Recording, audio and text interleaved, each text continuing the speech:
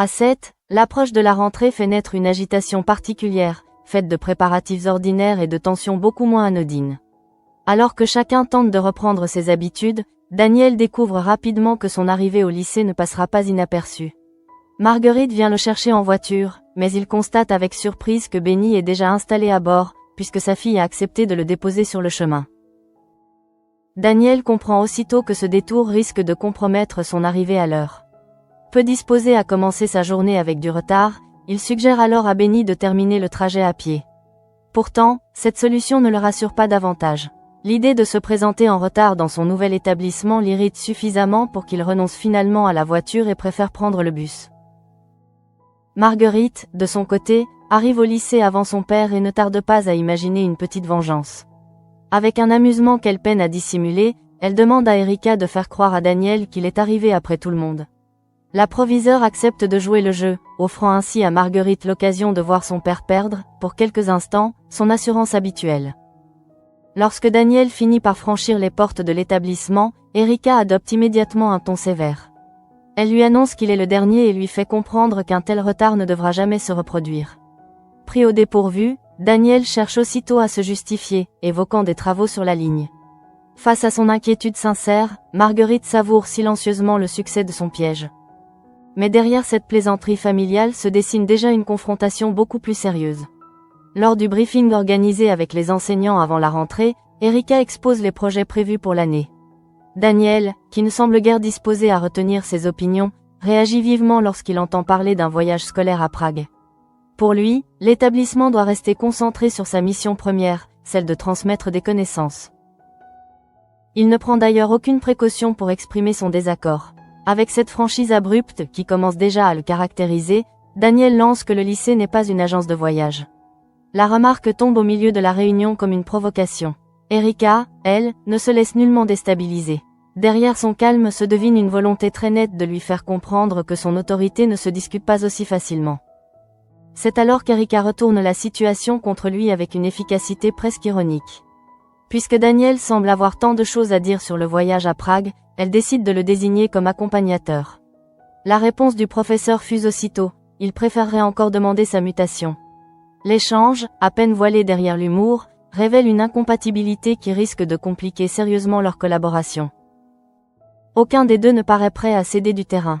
Erika voit chez Daniel une attitude provocatrice et difficilement compatible avec le fonctionnement collectif du lycée, tandis que Daniel semble refuser tout ce qui pourrait ressembler à une décision imposée sans discussion. Leur première véritable confrontation laisse donc derrière elle une tension tenace, comme si chacun venait déjà de mesurer les limites qu'il entend imposer à l'autre. Un peu plus tard, Marceau croise Daniel dans les couloirs. Contrairement à sa mère, le jeune homme ne paraît pas rebuté par le nouveau professeur de mathématiques. Cette différence de perception suffit à éveiller sa curiosité. Il finit donc par demander à Erika ce qui se passe exactement avec Daniel, comprenant immédiatement qu'une hostilité inhabituelle s'est installée entre eux dès leurs premiers échanges. Erika ne cherche pas à embellir la situation. Pour elle, Daniel adopte tout simplement un comportement détestable. Pourtant, Marceau refuse de partager ce jugement. Il trouve au contraire le professeur plutôt cool et va jusqu'à expliquer à sa mère qu'elle ne sait peut-être simplement pas comment communiquer avec lui. Cette remarque touche directement Erika, puisqu'elle transforme le problème professionnel en remise en question plus personnelle. Pendant ce temps, une tension beaucoup plus profonde s'installe chez les Delcourt. Chloé rappelle à Alex que la rentrée approche rapidement et qu'ils doivent encore acheter les fournitures scolaires de Céleste. Cette simple conversation provoque chez Alex une émotion inattendue. Il réalise brutalement que sa petite fille s'apprête déjà à entrer en CP, comme si plusieurs années de son enfance lui avaient échappé sans qu'il s'en aperçoive vraiment. « Je ne l'ai pas vu grandir », reconnaît-il, bouleversé par cette sensation de temps perdu. Derrière cette phrase se cache davantage qu'une nostalgie de père. Alex traverse une période où les liens familiaux semblent soudain se redéfinir autour de lui. Tandis que Céleste grandit, Milo vient justement rappeler l'existence d'une autre partie de sa vie, beaucoup plus délicate à intégrer dans l'équilibre fragile des Delcourt. Au hall, Milo vient retrouver Alex avec une attention qui paraît, au premier regard, parfaitement innocente. Le garçon lui explique qu'il aimerait offrir à Céleste son ancien cartable de CE1. Il espère simplement qu'elle sera contente de le recevoir. Ce geste, tendre et spontané de son point de vue, prend pourtant une dimension beaucoup plus lourde lorsque l'on connaît les tensions provoquées par sa présence. Alex semble touché par cette volonté de créer un lien avec Céleste. Milo, lui, ne paraît pas mesurer toutes les conséquences de cette proximité. Pour lui, offrir ce cartable ressemble à une manière naturelle de faire une place à la petite fille dans son univers. Mais dans la famille Delcourt, chaque rapprochement entre Milo et les enfants d'Alex devient désormais une question sensible, presque impossible à dissocier des blessures déjà ouvertes. À ce moment-là, Marianne arrive au hall et découvre Milo pour la première fois. Elle observe le garçon, puis son beau-fils, avec cette attention particulière qui lui permet souvent de comprendre une situation avant même qu'on ne la lui explique complètement. Très vite, elle demande à Alex s'ils peuvent parler à l'écart, loin de Milo, car ce qu'elle souhaite lui dire concerne directement Chloé. Marianne ne cache pas son inquiétude. Elle connaît suffisamment sa fille pour reconnaître les signes d'une tension devenue difficile à contenir. Selon elle, Chloé est à cran, presque au bord de l'implosion, et Alex devrait faire davantage attention à elle. Plus grave encore, Marianne lui révèle que Judith se trouve dans un état comparable, et que la présence de Milo est au cœur de leur malaise. Ces paroles obligent Alex à regarder une réalité qu'il préférerait sans doute voir évoluer autrement. Pour lui, Chloé n'était tout simplement pas prête à affronter cette situation. Elle n'avait ni le temps ni les armes émotionnelles nécessaires pour accepter immédiatement l'arrivée de Milo dans leur vie. Désormais, pourtant, le garçon est là, et Alex sait qu'il est impossible de revenir en arrière comme si rien n'avait changé. Marianne lui conseille donc de passer davantage de temps avec Chloé et surtout de mettre les choses à plat avant que les silences ne deviennent plus dangereux que les mots. Mais Alex se raidit. Il rappelle que sa femme refuse justement de parler de Milo. La frustration monte rapidement, car il a l'impression d'être placé au centre d'un conflit dont aucune solution ne semble pouvoir satisfaire tout le monde. Finalement, Alex élève la voix et demande à Marianne de cesser de lui faire la morale. Sa réaction traduit autant son irritation que son impuissance. Il voudrait protéger Milo sans blesser Chloé, accueillir cette nouvelle réalité sans fragiliser Judith ni Céleste. Pourtant, plus il tente de maintenir ces deux mondes ensemble, plus il semble comprendre qu'il risque au contraire de se heurter violemment. De retour à la maison, Alex découvre que la situation a déjà avancé sans lui. Céleste possède désormais un nouveau cartable, acheté pour sa rentrée, et ce détail apparemment banal suffit à remettre Milo au centre des tensions. Alex explique alors à Chloé et Judith que le garçon souhaitait justement donner son ancien cartable à Céleste, dans l'espoir de lui faire plaisir. La réaction de Chloé est immédiate. Pour elle, le geste de Milo dépasse largement la question d'un simple objet offert avec gentillesse. Il crée un rapprochement direct avec Céleste, alors que la petite fille ignore encore toute la situation. Chloé ne veut pas que son enfant découvre brutalement qu'elle a un demi-frère au détour d'un cadeau ou d'une conversation mal préparée. Elle demande donc clairement à Alex d'intervenir. À ses yeux, c'est à lui de parler à Milo, de définir des limites et de lui faire comprendre qu'il ne peut pas entrer dans la vie de Céleste comme si toute la famille était déjà prête à l'accueillir. Derrière cette demande se lit une peur profonde, celle de voir les événements leur échapper définitivement. Alex se retrouve ainsi face à un dilemme de plus en plus douloureux. Il voit la bonne intention de Milo, cette envie maladroite d'appartenir à quelque chose, mais il voit aussi le visage fermé de Chloé et la tension de Judith. Chaque geste envers le garçon semble désormais interprété comme une prise de position, alors qu'Alex voudrait simplement éviter que quelqu'un soit rejeté ou blessé. Judith, elle, supporte de moins en moins ce climat. Au Spoon, elle finit par se confier à Jordan, cherchant auprès de lui un espace où elle peut exprimer ce qu'elle n'arrive pas à dire chez elle. Elle lui avoue être complètement dépassée par le comportement de son père et par la place que Milo prend progressivement dans leur quotidien. Ce qui l'effraie le plus n'est pas seulement l'existence du garçon, mais ce qu'elle imagine pour la suite. Judith craint que l'arrivée de Milo ne fasse exploser sa famille, comme si toutes les tensions accumulées autour de lui ne pouvaient conduire qu'à une rupture. Pour elle, chaque tentative d'Alex pour se rapprocher de Milo éloigne un peu plus Chloé de son mari. Jordan écoute son inquiétude, mais son regard sur la situation est différent. Il éprouve une véritable compassion pour Milo et prend sa défense. À ses yeux, le garçon n'a pas choisi les circonstances qui l'ont conduit jusqu'à Alex. Il se retrouve pris dans une histoire familiale compliquée dont il subit lui aussi les conséquences, sans nécessairement comprendre pourquoi sa présence suscite autant de méfiance. Cette divergence place Judith face à une vérité qu'elle peine encore à accepter. Elle reconnaît devant Jordan qu'elle n'arrive pas à considérer Milo comme son petit frère. Les liens biologiques, lorsqu'il existe sans histoire commune, ne suffisent pas à faire naître immédiatement un sentiment de fraternité. Judith ressent surtout une intrusion dans un équilibre qu'elle croyait solide. Dans le même temps, une menace bien plus concrète se rapproche dangereusement de Manon.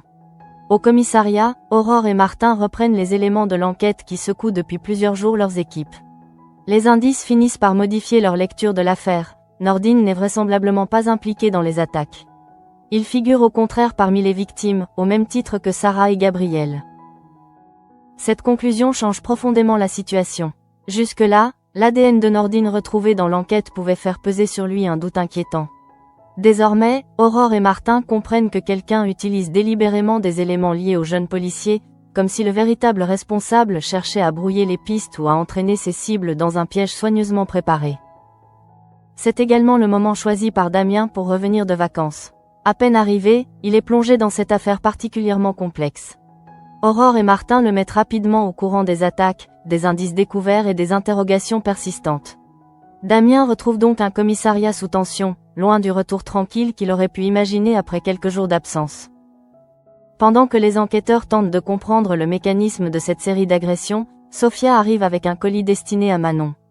Rien dans son attitude ne laisse penser qu'elle pourrait transporter une menace. Elle dépose simplement le paquet avant de repartir, persuadée qu'il s'agit d'une livraison ordinaire adressée à sa sœur. Manon, occupée par autre chose, ne prête pratiquement aucune attention au colis. Elle ignore qu'à l'intérieur se cache déjà un dispositif inquiétant, un compte à rebours a commencé. Cette proximité entre le danger et son ignorance donne à la scène une tension particulièrement cruelle.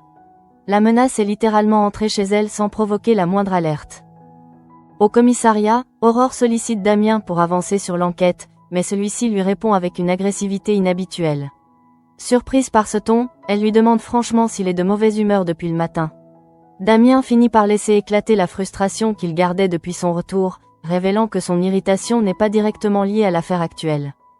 Il n'a toujours pas digéré de ne pas avoir été informé du kidnapping de Lizzie. Pour Damien, cette mise à l'écart reste douloureuse. Lizzie appartient à sa famille, et apprendre qu'un événement aussi grave a pu se produire sans qu'il en soit immédiatement averti lui donne le sentiment d'avoir été tenu à distance au moment où les siens avaient besoin de lui. Même s'il reprend son travail, cette colère reste visible dans son comportement.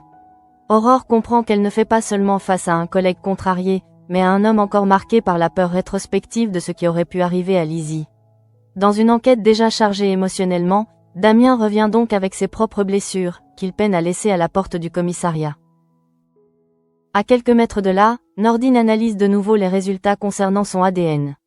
Il cherche à comprendre comment sa trace biologique a pu se retrouver mêlée à l'attaque dont Gabriel a été victime. Une précision finit alors par le sidérer. L'échantillon identifié ne vient pas d'un cheveu, d'un objet manipulé ou d'un simple contact. Il s'agit de sa salive. Cette découverte ouvre une question particulièrement angoissante. Comment l'empoisonneur a-t-il pu récupérer sa salive? Nordine sait désormais que l'auteur de ces attaques s'est approché de lui, directement ou indirectement, suffisamment pour obtenir un échantillon exploitable. Cela signifie que le danger ne se limite pas aux scènes de crimes déjà connues. Quelqu'un observe les policiers beaucoup plus près qu'il ne l'imaginait. L'inquiétude de Nordine se porte immédiatement vers Manon. Quelque chose dans cette affaire lui donne le sentiment que le cercle se resserre autour de ceux qu'il aime. Sans attendre d'avoir toutes les réponses, il l'appelle pour vérifier que tout va bien. Sa voix traduit une nervosité qu'il tente pourtant de contenir afin de ne pas la paniquer inutilement. Nordine lui demande de fermer soigneusement les portes et les fenêtres à clé. Manon, surprise par cette insistance, lui promet qu'elle est en sécurité. Elle cherche à le rassurer comme elle peut, convaincue qu'aucune menace immédiate ne se trouve autour d'elle. Elle ne sait pas que, pendant cette conversation, le colis laissé par Sophia se trouve toujours à proximité. Alors qu'elle parle avec Nordine, Manon passe près du paquet sans même vraiment le regarder. Le contraste est terrible. À l'autre bout du téléphone, Nordine pressent un danger et tente de la protéger avec les seules informations dont il dispose, tandis que Manon se trouve déjà à quelques pas de ce qui pourrait devenir le piège le plus dangereux de toute l'affaire. Au commissariat, l'enquête progresse enfin grâce à l'exploitation des images de vidéosurveillance. Les policiers parviennent à reconstituer une partie du trajet emprunté par l'homme qui s'en est pris à Gabriel. Les images confirment qu'il est bien passé par les toits, utilisant les hauteurs pour se déplacer sans attirer l'attention et éviter les zones où il aurait pu être facilement identifié. Ce détail renforce l'impression d'avoir affaire à quelqu'un de méthodique, capable de préparer chacun de ses déplacements avec précision. Rien ne semble improvisé. L'empoisonneur connaît suffisamment les lieux pour choisir un itinéraire discret, puis disparaître rapidement après son attaque. Pour Martin, Aurore et leurs collègues, Cette organisation démontre que le responsable ne cherche pas seulement à faire peur, il construit une véritable stratégie. Une fois redescendu dans la rue, l'homme ne quitte pourtant pas immédiatement les lieux. Les enquêteurs remarquent qu'il sort son téléphone et passe un appel. Ce geste, anodin en apparence, devient aussitôt capital. S'il a contacté quelqu'un juste après avoir quitté la zone, alors il pourrait ne pas agir seul, ou au minimum maintenir un lien avec une personne directement impliquée dans son plan. Les policiers agrandissent donc l'image autant que possible. Ils ne parviennent pas encore à identifier le visage de son interlocuteur, mais un détail attire leur attention sur le téléphone lui-même. La coque est ornée d'un pendentif suffisamment visible pour devenir une piste. Dans une enquête où chaque trace semble avoir été soigneusement contrôlée, cet objet pourrait être l'une des rares erreurs laissées derrière lui. La question se pose immédiatement. À qui appartient ce téléphone, et surtout qui l'homme a-t-il appelé? Derrière cette interrogation se cache la possibilité d'un tournant majeur. Jusqu'ici, les policiers poursuivaient essentiellement un agresseur dont les motivations et les méthodes restaient obscures. Désormais, ils entrevoient l'existence possible d'un lien extérieur, d'un contact susceptible de faire tomber une partie du dispositif. Nordine, de son côté, reste profondément troublé par la découverte concernant sa salive. Il repasse mentalement les derniers jours, les personnes croisées, les objets utilisés, les moments où quelqu'un aurait pu récupérer une trace de lui sans éveiller ses soupçons. Cette réflexion ne lui apporte aucune réponse rassurante. Au contraire, elle lui donne la sensation inquiétante d'avoir été observé à son insu. Plus il y pense, plus une idée s'impose. L'empoisonneur a peut-être préparé ses attaques bien avant que la police ne comprenne qu'elle faisait face à une série organisée.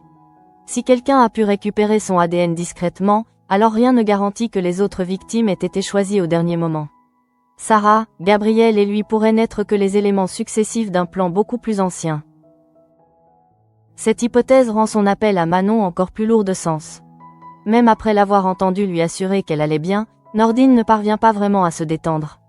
Il connaît suffisamment cette affaire pour savoir que le danger ne se présente jamais sous une forme évidente. Les victimes sont frappées lorsqu'elles ne s'attendent à rien, précisément parce que l'agresseur sait exploiter leur sentiment de sécurité. Pendant ce temps, Manon continue sa journée sans mesurer la menace qui se trouve chez elle. Le colis reste là, silencieux, presque banal au milieu de son environnement familier. Rien dans son apparence extérieure ne permet de deviner le compte à rebours caché à l'intérieur. C'est justement cette banalité qui rend le piège si terrifiant, il ne ressemble pas à une menace avant qu'il soit trop tard. Sophia, elle non plus, n'a aucune raison de suspecter quoi que ce soit. Lorsqu'elle a remis le paquet à sa sœur, elle pensait simplement lui rendre service. Cette innocence donne au piège une dimension encore plus cruelle. Sans le savoir, Sophia a participé au dernier maillon d'une chaîne préparée par quelqu'un qui semble connaître les habitudes et les proches de ses victimes. Dans le même temps, la tension reste forte chez les Delcourt. La conversation autour du cartable de Milo continue de peser sur chacun, même lorsque personne ne prononce son nom. Chloé ne veut pas brusquer Céleste, Judith refuse encore d'accorder à Milo une place fraternelle, tandis qu'Alex semble de plus en plus coincé entre son devoir envers le garçon et la peur de fragiliser sa propre famille. Pour Alex, le geste du cartable conserve pourtant quelque chose de profondément innocent. Milo voulait simplement faire plaisir à Céleste. Mais il comprend aussi que cette spontanéité peut devenir un problème si elle force Chloé ou Judith à affronter une réalité qu'elles ne sont pas prêtes à accepter. Il doit donc trouver une façon de parler au garçon sans transformer cette discussion en rejet.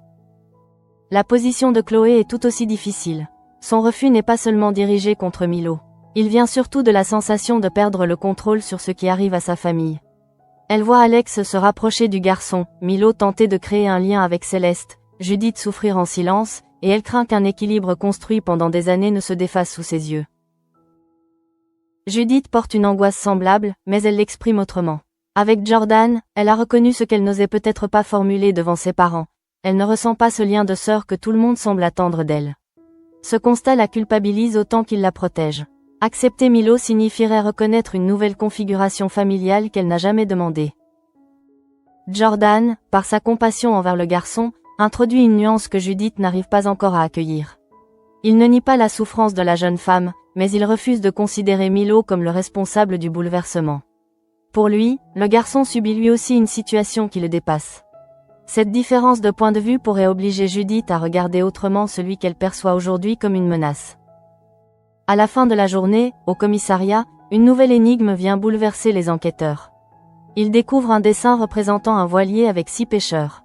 À cette image s'ajoute une phrase étrange. Je suis une goutte d'eau dans l'océan, trouvez-moi avant lui, sinon, une nouvelle fois, l'agresseur impose son propre rythme à l'enquête. Le message semble volontairement obscur, mais les policiers sont convaincus qu'il ne s'agit pas d'une phrase choisie au hasard. Le voilier, les 6 pêcheurs et cette référence à une goutte d'eau dans l'océan pourraient renvoyer à une vieille légende. L'auteur des attaques continue ainsi de transformer chaque nouvelle menace en jeu de piste, obligeant ses poursuivants à résoudre ces énigmes avant qu'ils frappent. Cette manière de procéder installe une pression terrible. Les enquêteurs ne cherchent plus seulement à identifier un coupable, ils doivent comprendre ce qu'il veut leur dire et déterminer qui sera sa prochaine cible. Chaque minute passée à interpréter une énigme peut devenir une minute perdue pour la personne menacée. Or, personne au commissariat ne sait encore que cette prochaine victime est déjà désignée. À quelques kilomètres de là, Manon ignore toujours que le colis posé chez elle est directement lié à cette nouvelle phase du plan. Elle continue à évoluer autour de lui sans imaginer qu'un mécanisme est déjà en marche. Les policiers étudient un voilier et 6 pêcheurs, tandis que la véritable urgence se trouve ailleurs, cachée derrière un emballage qui semble parfaitement ordinaire. C'est précisément ce décalage qui rend la situation insoutenable. Nordine sent que quelque chose menace Manon, mais il ne possède aucun élément concret lui permettant de comprendre où se trouve le danger. Aurore et Martin cherchent à décoder l'énigme, Damien tente de reprendre sa place dans l'enquête, et pendant ce temps, le compte à rebours poursuit inexorablement sa course. La journée touche ainsi à sa fin dans une atmosphère où plusieurs fractures semblent prêtes à s'ouvrir en même temps. Chez les Delcourt, Milo menace malgré lui un équilibre familial déjà fragile. Au lycée, Erika et Daniel installent une rivalité qui promet de durer. Mais ailleurs, chez Manon, le danger n'est plus émotionnel ni symbolique. Il est matériel, silencieux et déjà tout près d'exploser. La soirée avance, mais personne au commissariat ne parvient réellement à relâcher la pression. Le dessin du voilier et des 6 pêcheurs occupe tous les esprits. Martin observe longuement l'énigme, tandis qu'Aurore cherche à comprendre ce que l'agresseur veut leur faire découvrir. Ils savent désormais qu'un simple retard dans leur raisonnement pourrait avoir des conséquences irréversibles pour une nouvelle victime. Le message « Je suis une goutte d'eau dans l'océan, trouvez-moi avant lui, sinon » résonne comme une menace volontairement inachevée. L'auteur ne donne aucune indication claire sur son objectif, préférant enfermer les enquêteurs dans un jeu cruel où chaque symbole peut cacher une direction. Pour eux, la référence à une vieille légende paraît de plus en plus probable, mais encore faut-il identifier laquelle. Dans ce climat, Nordine reste incapable de détacher ses pensées de Manon. L'affaire a désormais pris une dimension profondément personnelle. Après avoir compris que son propre ADN avait été utilisé, il sait que quelqu'un a pu s'approcher suffisamment de lui pour récupérer sa salive. Cette proximité invisible nourrit une inquiétude qu'il ne parvient plus à considérer comme une simple intuition professionnelle. Son appel à Manon lui a permis d'entendre sa voix, mais pas de calmer cette peur. Elle lui a assuré qu'elle avait fermé les portes et les fenêtres et qu'elle ne risquait rien. Pourtant, Nordine connaît maintenant la méthode de celui qu'il recherche. Le danger peut être déjà présent bien avant que la victime ne comprenne qu'elle a été choisie. Chez Manon, justement, le colis continue d'attendre. Rien n'a changé dans son apparence, et c'est ce qui rend sa présence encore plus inquiétante. Il ressemble toujours à une livraison banale, suffisamment ordinaire pour se fondre dans le décor. Pourtant, derrière son emballage, le dispositif continue de fonctionner alors que celle qui doit l'ouvrir ignore encore totalement ce qui l'attend. Sophia finit par revenir vers sa sœur et remarque immédiatement que le paquet n'a toujours pas été ouvert. Elle lui demande pourquoi elle l'a laissé de côté. Pour Sophia, il n'y a là aucune raison de s'inquiéter. Elle se contente de reprendre le colis et de le remettre directement à Manon, accomplissant sans le savoir exactement ce que le responsable attendait. Manon prend alors le paquet entre ses mains avec une confiance totale. Elle est persuadée qu'il contient son appareil à raclette. Ce détail familier suffit à dissiper le peu de méfiance qu'elle aurait pu ressentir. Après tout, pourquoi suspecter un colis qu'elle croit attendre ? Dans son esprit, il s'agit simplement d'un achat livré au bon moment, rien de plus. Pendant quelques secondes, la scène conserve même une apparence presque légère. Sophia est là, Manon pense découvrir un objet parfaitement banal, et aucune des deux ne semble consciente que la menace ayant frappé Sarah, Gabriel et Nordine vient de franchir un nouveau seuil.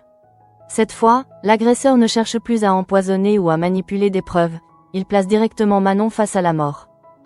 Lorsqu'elle ouvre enfin l'emballage, tout bascule. À la place de l'appareil qu'elle imaginait trouver, Manon découvre une bombe. L'objet est là, brutal, impossible à confondre avec quoi que ce soit d'autre. L'espace d'un instant, son esprit semble incapable de suivre ce que ses yeux viennent de comprendre. Le danger jusque-là abstrait devient soudain concret, immédiat et terriblement proche. La surprise laisse place à une panique fulgurante. Manon comprend que le colis a été préparé spécialement pour elle et que le compte à rebours n'est pas une simple mise en scène. Il ne s'agit plus d'un message destiné aux policiers, mais d'un mécanisme susceptible d'exploser entre ses mains. Chaque seconde devient alors plus lourde que la précédente. Sans avoir le temps de réfléchir davantage, elle aperçoit le bouton stop. Son geste devient instinctif. Elle appuie immédiatement dessus, comme si toute sa survie pouvait dépendre de cette seule décision. À cet instant, Manon ne sait pas si elle vient d'arrêter le mécanisme ou si, au contraire, elle a déclenché une nouvelle étape du piège. Sofia, qui quelques instants plus tôt lui tendait encore le paquet sans la moindre inquiétude, se retrouve elle aussi plongée dans l'horreur. Cette proximité donne à la situation une violence particulière. Elle a transporté la bombe jusqu'à sa propre sœur sans pouvoir soupçonner ce qu'elle contenait. La culpabilité pourrait surgir aussitôt, même si rien dans son geste n'était volontaire. Dans le même temps, Nordine ignore encore ce qui vient de se produire. Pourtant, toutes ses craintes prennent désormais un sens terrible. Son besoin de vérifier que Manon était en sécurité n'avait rien d'excessif. Le danger qu'il pressentait était déjà là, posé à quelques mètres d'elle pendant qu'il se parlait au téléphone, silencieux derrière un simple emballage. Aurore se trouve elle aussi à quelques instants d'un choc immense. Jusqu'ici, elle travaillait sur une série de victimes parmi lesquelles figuraient des collègues et des proches. Désormais, sa propre fille vient d'entrer au cœur de l'affaire. La frontière entre l'enquêtrice et la mère menace alors de disparaître complètement, tant le piège touche directement ce qu'elle a de plus précieux. Martin, pour sa part, doit déjà composer avec le fait que Nordine a été utilisée par le responsable. Si Manon est désormais ciblée à son tour, l'enquête prend une dimension encore plus intime pour lui aussi. Nordine est son fils, Manon est la compagne de celui-ci, et chaque nouvelle attaque rapproche davantage l'agresseur de leur cercle familial et professionnel. Le choix de Manon comme cible ne semble donc pas anodin. Tout ce que les policiers ont découvert suggère que le responsable sait précisément où frapper. Il connaît les liens entre les victimes, sait comment les atteindre et semble même capable d'exploiter leurs habitudes quotidiennes. Le colis destiné à Manon n'est pas seulement une attaque, c'est une démonstration de contrôle. Pendant ce temps, chez les Delcourt, l'autre crise de la journée continue de produire ses effets. Chloé reste convaincue qu'Alex doit fixer des limites avec Milo avant que Céleste ne découvre la vérité dans de mauvaises conditions. Elle refuse que la construction de ce nouveau lien se fasse dans l'improvisation, surtout lorsque Judith manifeste déjà autant de difficultés à accepter cette situation. Alex, pourtant, ne peut ignorer la sincérité de Milo. Le garçon voulait seulement offrir son cartable, sans intention de provoquer une nouvelle dispute. C'est précisément cette innocence qui rend la situation si difficile pour lui. Dire non à Milo peut ressembler à un rejet, mais ne rien dire reviendrait à ignorer la souffrance de Chloé et de Judith. Judith, de son côté, reste enfermée dans une contradiction douloureuse. Jordan lui a rappelé que Milo n'était probablement responsable de rien, mais cela ne suffit pas à faire naître en elle un sentiment fraternel. Elle peut comprendre rationnellement la situation du garçon tout en continuant à craindre ce que sa présence représente pour sa famille. Ainsi, deux foyers de tension évoluent en parallèle à cette. Chez les Delcourt, les blessures viennent des liens familiaux qui se recomposent trop vite. Autour de Manon, le danger est bien plus immédiat. Une bombe vient d'apparaître dans sa vie quotidienne. Et lorsque son doigt presse le bouton stop, personne ne sait encore si le cauchemar vient de s'arrêter, ou seulement de commencer. Le temps semble se figer autour de Manon au moment où son doigt appuie sur le bouton stop. Elle vient de comprendre qu'elle tient entre ses mains bien plus qu'un simple colis piégé. Tout ce que Nordine redoutait prend soudain une forme concrète. La jeune femme, qui se croyait protégée derrière des portes fermées, découvre que le danger était déjà entré chez elle. Quelques minutes auparavant encore, elle parlait avec Nordine sans réellement partager son inquiétude. Elle lui avait promis que tout allait bien, persuadée qu'il se laissait emporter par la tension de l'enquête. Désormais, son avertissement prend une résonance terrifiante. L'ennemi n'avait pas besoin de forcer une fenêtre ou une serrure, il avait trouvé un moyen beaucoup plus simple d'atteindre sa cible. Sofia comprend elle aussi l'ampleur du piège dans lequel elles viennent de tomber. C'est elle qui a apporté le colis, puis qui l'a remis directement à Manon en constatant qu'il n'avait toujours pas été ouvert. Aucun geste de sa part ne pouvait laisser présager une telle catastrophe. Pourtant, cette proximité avec la bombe transforme une action banale en souvenir impossible à effacer. Manon, elle, n'a pas le temps de réfléchir à toutes ces implications. Son attention reste concentrée sur le dispositif et sur ce bouton qu'elle vient de presser. Elle ignore si le compte à rebours va réellement s'interrompre. Elle ignore aussi si le mécanisme comporte une autre sécurité, un autre piège imaginé précisément pour punir celui ou celle qui tenterait de l'arrêter. À cet instant, toute l'affaire change de dimension. Sarah et Gabriel avaient déjà montré que l'agresseur pouvait atteindre des personnes proches du commissariat, mais Manon devient la preuve qu'il peut désormais frapper directement au cœur des familles des enquêteurs. Il ne se contente plus de laisser des indices ou d'utiliser l'ADN de Nordine, il provoque une confrontation directe avec la mort. Au commissariat, les policiers continuent pourtant à travailler sur l'énigme sans savoir que la prochaine cible est déjà identifiée. Le dessin du voilier, les 6 pêcheurs et la phrase mystérieuse mobilisent leur attention. Ils sont convaincus qu'une vieille légende se cache derrière ces symboles. Mais plus ils cherchent la signification du message, plus le véritable danger avance ailleurs, hors de leur champ de vision. Cette stratégie révèle toute la cruauté de celui qu'ils poursuivent. Tandis qu'il les force à regarder dans une direction, il agit dans une autre. Il transforme l'enquête en jeu de diversion, laissant croire que la solution se trouve dans une énigme alors qu'une bombe a déjà été livrée. Chaque indice devient ainsi autant une piste potentielle qu'une façon de leur faire perdre du temps. Nordine, de son côté, reste obsédée par la question de sa salive. La découverte le hante parce qu'elle prouve que quelqu'un a su exploiter une trace intime sans qu'il le remarque. Il ne sait pas encore quand ni comment cela s'est produit. Cette incertitude est peut-être encore plus inquiétante que la réponse, car elle signifie qu'il ne peut identifier aucun moment précis où sa sécurité a été compromise. Sa préoccupation pour Manon devient alors presque instinctive. Avant même de connaître l'existence du colis piégé, quelque chose l'avait poussé à l'appeler et à lui demander de tout verrouiller. Ce réflexe montre combien l'enquête a déjà changé sa manière de regarder son environnement. Il ne considère plus aucun détail comme anodin, surtout lorsque la femme qu'il aime peut devenir un moyen de l'atteindre. Aurore, quant à elle, se trouve encore dans son rôle d'enquêtrice lorsqu'elle analyse les indices avec Martin et Damien. Mais la menace dirigée contre Manon risque de bouleverser cette position.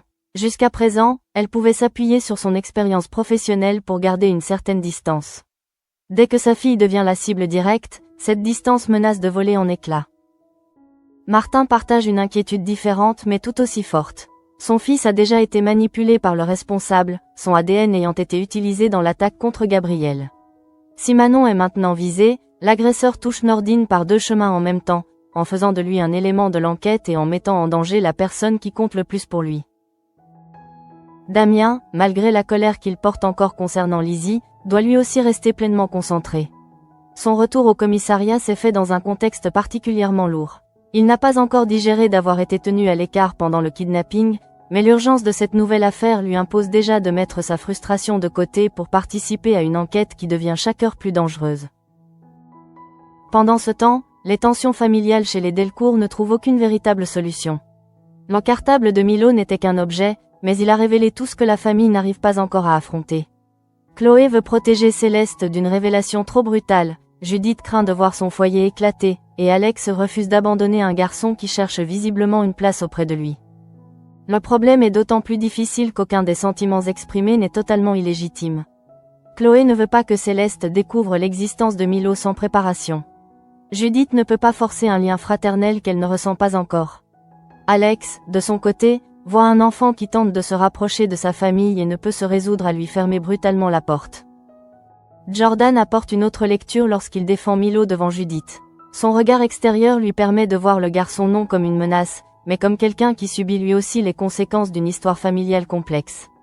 Judith entend ses arguments, sans pour autant pouvoir modifier immédiatement ce qu'elle ressent.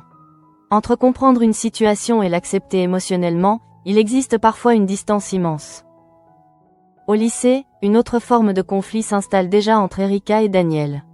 Leur désaccord sur le voyage à Prague n'était peut-être qu'un premier affrontement, mais il révèle des personnalités qui risquent de se heurter régulièrement. Erika entend maintenir son autorité, tandis que Daniel ne paraît pas disposé à taire ses critiques pour préserver les apparences ou faciliter son intégration. Marceau, lui, introduit une nuance amusante dans ce duel. Alors que sa mère juge Daniel insupportable, il considère le nouveau professeur comme quelqu'un de plutôt cool. Lorsqu'il explique à Erika qu'elle ne sait peut-être simplement pas communiquer avec lui, il renverse totalement la perspective. Ce qui ressemble pour elle à un problème de comportement pourrait aussi devenir une question de compréhension mutuelle. Mais toutes ces tensions semblent presque secondaires face à ce qui se joue autour de Manon. Le colis qu'elle croyait contenir un appareil à raclette cache une bombe, et son premier réflexe a été de presser stop. Il ne lui reste désormais qu'à découvrir si ce geste a réellement arrêté le compte à rebours ou si l'agresseur a prévu une nouvelle étape. Ainsi, Seth termine cette journée suspendue entre plusieurs fractures. Chez les Delcourt, une famille risque de se déchirer autour de la place de Milo. Au lycée, Erika et Daniel ouvrent un conflit qui promet d'être difficile. Au commissariat, les enquêteurs poursuivent un adversaire qui semble toujours avoir plusieurs coups d'avance. Et chez Manon, quelques secondes peuvent désormais tout changer. Le plus terrible reste peut-être que Nordine avait senti le danger sans pouvoir l'identifier. Il avait demandé à Manon de se protéger, alors que la menace était déjà auprès d'elle. Désormais, la question n'est plus de savoir si elle est devenue la prochaine cible. Elle l'est. Toute l'incertitude tient à ce bouton stop et à ce qu'il provoquera après son geste.